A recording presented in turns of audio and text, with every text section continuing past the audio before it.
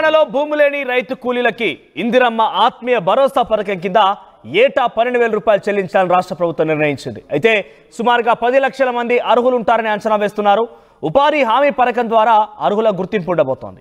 ఉపాధి హామీ job card, bank account ఉండాలని పక్కాగా రాష్ట్ర ప్రభుత్వం చెప్తోంది. బ్యాంక్ అకౌంట్కు ఆధార్ కార్డు లింక్ అయి ఉండాలి.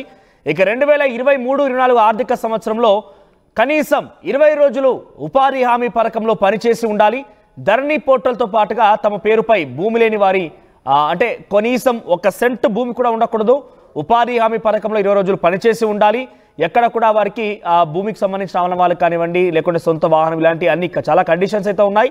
ఈ కండిషన్స్ అన్నిటి కనుక అర్హత సాధిస్తే సుమారుగా 12,000 రూపాయలు ఏడాదికి గాను, అంటే ఒక సీజన్కి 6,000 రూపాయల చొప్పున మీ బ్యాంక్ ఖాతాలో జమ కాబోతున్నాయి. ఇది కేవలం భూమి లేనటువంటి నిరుపేదలకు మాత్రమే ఇందిరమ్మ ఆత్మీయ భరోసా కింద ఇవ్వబోతుంది రాష్ట్ర ప్రభుత్వం.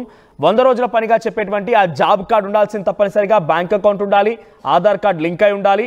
ఆ జాబ్ కార్డు మీద కనీసం 20 రోజులు పనిచేసినట్టుగా ఉండాలి. వారికి మాత్రమే అర్హత సాధించబోతున్నారు.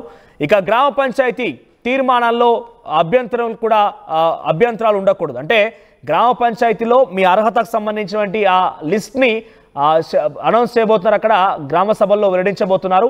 అయితే ఆ లిస్టు ద్వారా ఎవరైనా కనుక అభ్యంతరాలు ఉంటే కనుక మీకు క్యాన్సిల్ అయ్యే అవకాశం ఉంది. అంటే మీ గ్రామ పరిధిలోనే మీకు కనుక అర్హత సాధిస్తే ఈ 12,000 రూపాయలు ఇవ్వాలని చెప్పి రాష్ట్ర ప్రభుత్వం కనుక డిసైడ్ అయితే, మీ గ్రామ పరిధిలో ఇంకెవరైనా కనుక అడ్డు చెప్పినా కూడా, అభ్యంతరాలు వ్యక్తం చేసినా కూడా మీకు దానికి అర్హత ఉండదు.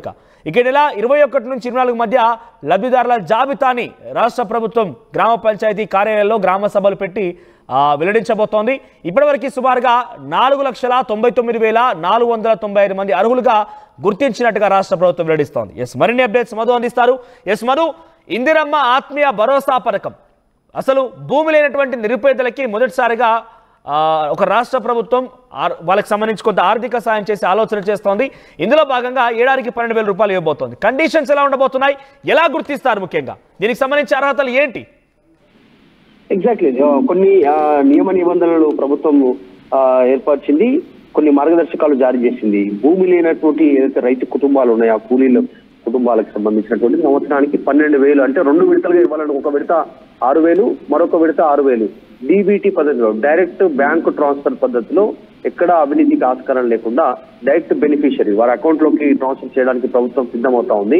కాకపోతే వారిని గుర్తించడం ఎలా అనేటువంటిది కొన్ని మార్గదర్శకాలు ఇస్తా ఉన్నాయి. 2023-24 సంవత్సరంలో ఎవరైతే ఉపాధి హామీ కింద కూలీ చేస్తున్నారో 20 రోజులు ఆ సంవత్సరంలో, అంటే లాస్ట్ ఇయర్ ప్రభుత్వంలో అధికారంలోకి అంటే రాకముందే, కాంగ్రెస్ అధికారంలోకి రాకముందే ఎప్పుడైతే ఆ కార్డులో నమోదు చేసుకున్నటువంటి వారి వివరాలతో జాబితా రూపొందిస్తా ఉంది. మొత్తానికి నోడల్ ఆఫీసర్ గా జిల్లా గ్రామీణ సంబంధించినటువంటి ఒక ఆఫీసర్ ని దీన్ని పరిగణలోకి తీసుకుంటారు.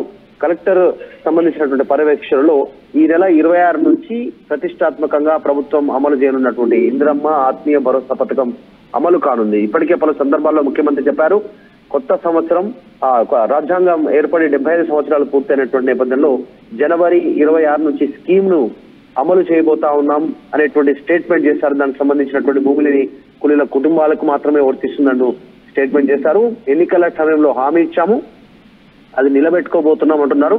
ఈ కండిషన్ కి వచ్చేసరికి 20 రోజులు ఖచ్చితంగా పనిచేసినటువంటి వారే అర్హులు అనేటువంటిది నిబంధన ఇది ఖచ్చితంగా. కాబట్టి ఆ కార్డ్ ఏదైతే ఉందో దాంట్లో వారు 20 రోజులు పనిచేసినట్టుగా గ్రామ పంచాయతీకి సంబంధించినటువంటి వార్డులో వాళ్ళు ఎంట్రీ చేసుకొని ఉండాలి. ఈ పంచాయతీ దీనికి సంబంధించినటువంటి బాధ్యత అంతా కూడా పంచాయతీరాజ్ గ్రామీణ అభివృద్ధి శాఖకు ప్రభుత్వం అప్పగించింది.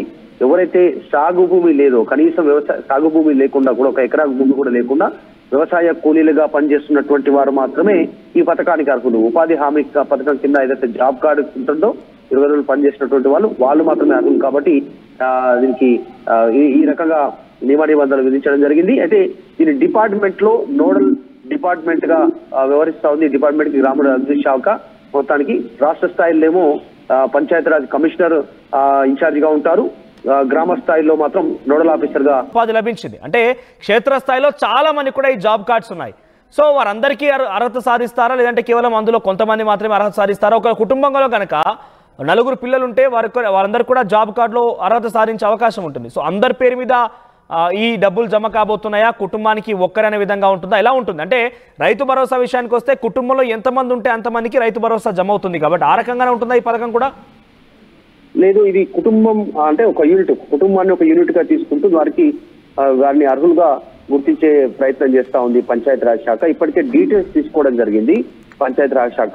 దాంట్లో మొత్తం రాష్ట్ర వ్యాప్తంగా తెలంగాణలో 29 లక్షల మంది రైతు కూలీలుగా పనిచేస్తా ఉన్నారు. ఆల్టర్నేట్ గా అంటే ఇక్కడ కొన్ని ప్రాంతాల్లో పండేటువంటి పంట ప్రకారం కొన్ని సందర్భాల్లో కూలీలుగా పనిచేసి మిగతా సమయాల్లో మైగ్రేటెడ్ బాంబే ఇతర ప్రాంతాల్లో వేరే పనుల కోసం వెళ్తారు. అక్కడ సీజన్ లేనప్పుడు మళ్ళీ తిరిగి వచ్చి ఇక్కడ వ్యవసాయ కూలీలుగా పనిచేస్తున్నటువంటి సందర్భాలని ఈ గ్రామీణ శాఖ గుర్తించి పంచాయతీరాజ్ గ్రామీణ శాఖ ప్రభుత్వానికి డీటెయిల్స్ ఇచ్చింది. ఇప్పటి వరకు ప్రభుత్వం గమనించిన దాంట్లో కేవలం 10 లక్షల మంది ఈ అర్హులు ఉన్నట్టుగా తెలుస్తా ఉంది. ఈ ఇందిరమ్మ ఆత్మీయ భరోసా పథకానికి ప్రభుత్వం విధించినటువంటి నిబంధనల ప్రకారం అంటే 2023-24 సంవత్సరానికి వచ్చేసరికి 20 రోజులు ఈ ఉపాధి హామీ కూలీలుగా పనిచేసినటువంటి వారి లెక్క అది. అంటే 10 లక్షల మందికి దాదాపు ప్రభుత్వానికి 1200 కోట్ల నిధులు అవసరమవుతాయి. 10 లక్షల మందికి 2 దఫాలుగా 6,000 అంటే 12,000 ఇవ్వడానికి ప్రభుత్వం దగ్గర ఉన్నటువంటి లెక్కల ప్రకారం కేవలం 10 లక్షల మందే అర్హులుగా ఉండేటువంటి అవకాశం ఉంది. దీంట్లో కూడా ఇంకేమైనా నిబంధనలు ఇంకా కఠినతరంగా ఉంటే సంఖ్య తగ్గే అవకాశం ఉండొచ్చు. కాస్త సరళతరంగా ఉంటే మాత్రం కొంచెం సంఖ్య పెరిగేటువంటి అవకాశం కూడా ఉండొచ్చు. ఇంక దీన్ని ఏమైనా నిబంధనలు 26వ తారీఖు వరకు ఏమైనా ప్రభుత్వం సరళీకృతం చేయాలనుకుంటే ప్రస్తుతానికి మాత్రం 1200 కోట్లు అవసరమవుతాయి ప్రభుత్వానికి. 10 లక్షల మంది అర్హులుగా ఉన్నట్టుగా తెలుస్తా ఉంది ఇందిరమ్మ ఆత్మీయ భరోసా ఆ పథకానికి. మనోజ్ రైట్ మధు. సో మొత్తం మీద ఇందిరమ్మ ఆత్మీయ భరోసా పేరిట భూమి లేనటువంటి నిరుపేద కూలీలకి, అంటే ముఖ్యంగా కూలీగా చెప్పాల్సిన అవసరం ఎందుకు వచ్చిందంటే జాబ్ కార్డు ఉన్న వారికి మాత్రమే 100 రోజుల పనిలో జాబ్ కార్డు ఉన్న వారికి మాత్రమే అర్హత సాధించబోతున్నారు. కుటుంబం మొత్తాన్ని ఒక యూనిట్ గా తీసుకోబోతున్నారు. ఒక జాబ్ కార్డు కింద ఎంతమంది ఉన్నా కూడా ఇదే 12,000 రూపాయలు వారి ఖాతాలోకి 6,000 రూపాయల చొప్పున జమ కాబోతున్నాయి సీజన్కి గాను.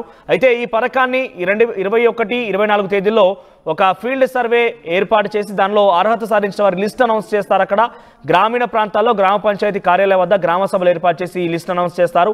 ఆ లిస్ట్ ఆధారితంగా అభ్యంతరాలు కనుక మీ గ్రామం నుంచి ఎవరైనా వ్యక్తపరిస్తే వెంటనే దాన్ని అర్హత కోల్పే అవకాశం ఉంటుంది.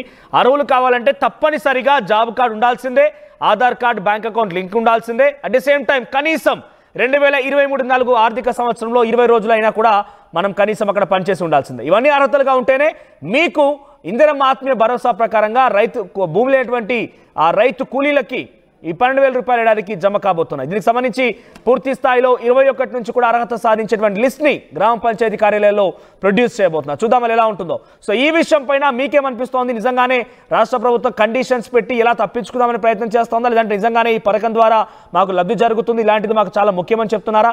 మీ అభిప్రాయాన్ని కామెంట్ రూపంలో తెలియజేసే ప్రయత్నం చేయండి.